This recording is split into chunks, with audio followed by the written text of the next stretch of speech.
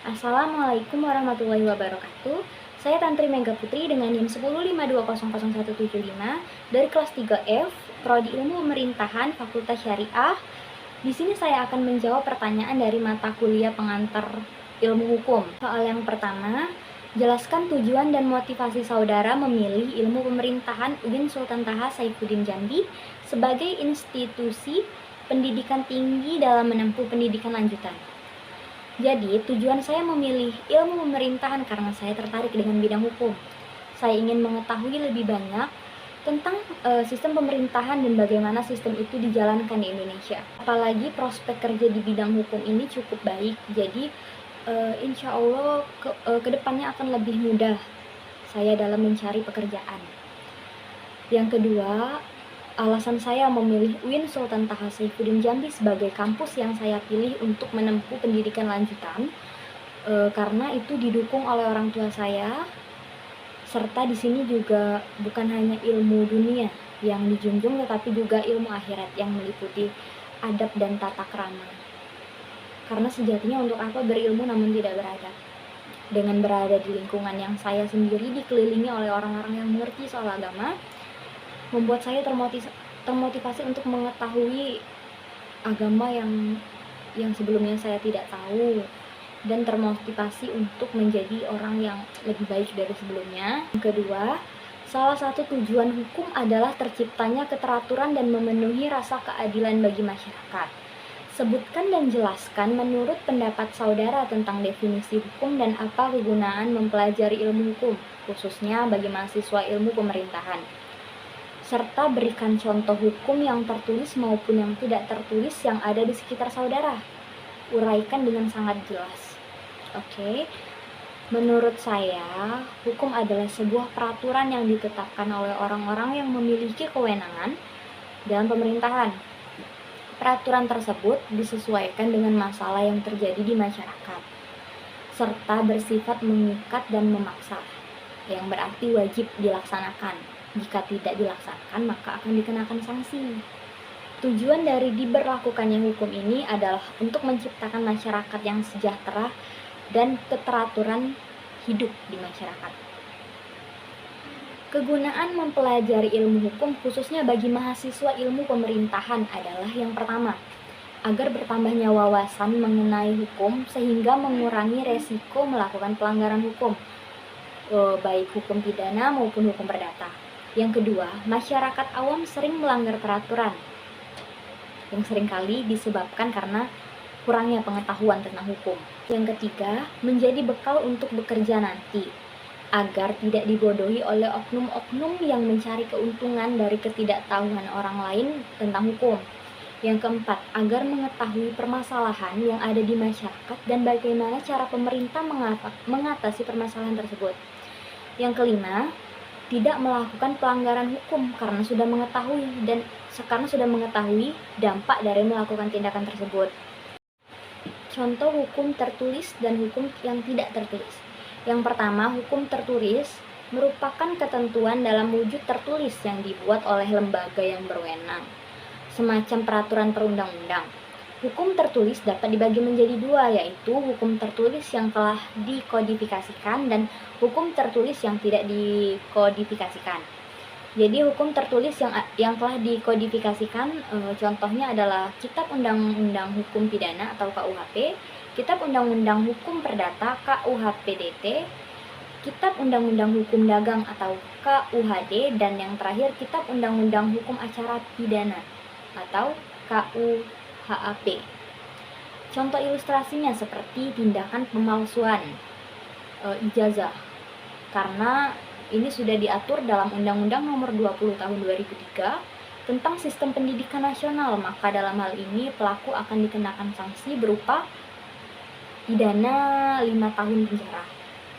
Yang kedua, hukum tertulis yang tidak dikodifikasikan. Contohnya Undang-Undang Nomor 25 Tahun 2007, yaitu menurut penjelasan pasal 15 huruf B Undang-Undang Nomor 25 Tahun 2007 adalah bertanggung jawab yang melekat pada setiap perusahaan sesuai dengan lingkungan, nilai, norma, dan budaya masyarakat setempat, Jadi, jika tanggung jawab tersebut tidak dijalankan, maka orang yang melakukan penanaman modal tersebut akan mendapatkan sanksi berdasarkan pasal 34 Undang-Undang Nomor 25 Tahun 2007. Peranan modal dapat dikenakan sebagai sanksi administratif berupa yang pertama, peringatan tertulis, yang kedua, pembatasan kegiatan usaha, yang ketiga, pembekuan kegiatan usaha atau fasilitas penanaman modal, yang terakhir pencabutan kegiatan usaha atau fasilitas penanaman modal.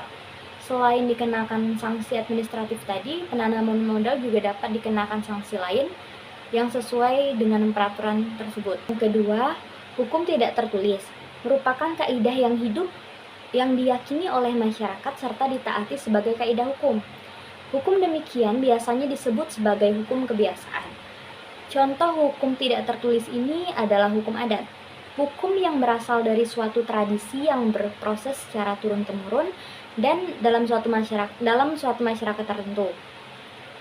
Contoh ilustrasinya seperti kepercayaan masyarakat Jawa dalam perhitungan kalender. Dengan kepercayaan ini, orang Jawa beranggapan bahwa jika kegiatan tidak dilakukan sesuai dengan perhitungan kalender Jawa, maka orang tersebut bisa mendapatkan musibah. Sebagai salah satu contoh konkretnya, yaitu perhitungan kalender ini adalah ketika seseorang ingin memulai usaha atau bisnis tertentu. Dalam kepercayaan orang Jawa terdapat keharusan khusus yang harus diikuti untuk memprediksi apakah usaha yang dilakukan akan mencapai kesuksesan atau mendapat pengaruh dari nasib baik sehingga akan mempermudah rezekinya. Salah satunya adalah dengan memilih hari yang baik yang diyakini bisa menjadi awal mula yang baik untuk perjalanan usaha tersebut. Yang ketiga, uraikan dengan jelas tentang ilmu bantu dalam mempelajari ilmu hukum dengan memberikan contoh. Jadi, ilmu bantu adalah ilmu yang bertujuan untuk membantu ilmu pokok. Nah, di sini ada beberapa bidang. Yang pertama, sosiologi hukum. Sosiologi hukum merupakan salah satu ilmu bantu hukum yang mempelajari perilaku masyarakat terhadap hukum itu sendiri dengan menyesuaikan pada objeknya yang diatur, homogen atau heterogen.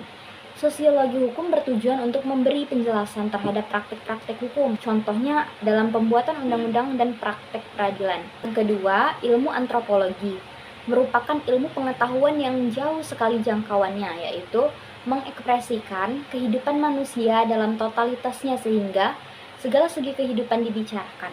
Oleh karena itu, baginya hukum hendaknya diartikan lebih dari sekadar peraturan dan lembaga-lembaga pelaksanaannya yang formal. Dengan demikian, antropologi tidak melihat hukum secara statis, melainkan dinamis, yaitu dalam proses-proses terbentuknya dan menghilang secara berkesinambungan. Yang ketiga, ilmu perbandingan hukum. Ilmu bantu hukum yang mempelajari persamaan dan perbedaan antara sistem hukum nasional dengan sistem hukum nasional lainnya. Ketika menerapkan hukum terhadap warga negara lain, perbandingan hukum merupakan suatu metode studi hukum untuk membandingkan sistem hukum positif dari bangsa yang satu dengan yang lainnya. Yang keempat, sejarah hukum adalah salah satu bidang studi hukum yang mempelajari perkembangan dan asal-usul sistem hukum dalam suatu masyarakat tertentu, dan perbandingan antara hukum yang berbeda karena dibatasi oleh perbedaan waktu. Sejarah hukum juga berguna bagi praktek hukum. Sejarah hukum sangat penting untuk mengadakan penafsiran secara historikal terhadap peraturan-peraturan tertentu. Yang kelima, psikologi hukum merupakan suatu cabang pengetahuan yang mempelajari hukum sebagai suatu perwujudan dan perkembangan jiwa manusia. Psikologi adalah ilmu pengetahuan tentang perilaku manusia, maka kaitannya adalah studi hukum. Ia akan melihat hukum sebagai salah satu dari pencerminan perilaku manusia. 6. Kriminologi merupakan suatu ilmu yang berdasarkan hal-hal yang nyata atau ilmu yang mempelajari sebab musabab mengapa orang melakukan kejahatan dan tindakan pidana. Yang ketujuh, kriminalistik. Kriminalistik ini adalah ilmu bantu hukum yang mempelajari tentang cara melakukan kejahatan atau modus operandi. Atau ilmu kriminalistik hukum yang melihat kejahatan sebagai suatu seni mengenai kejahatan itu dilakukan dan dengan apa melakukannya. Di dalam pelaksanaannya, ilmu kriminalistik ini dibantu oleh ilmu forensik. Sekian penjelasan dari saya. Lebih kurangnya mohon maaf. Wassalamualaikum warahmatullahi wabarakatuh.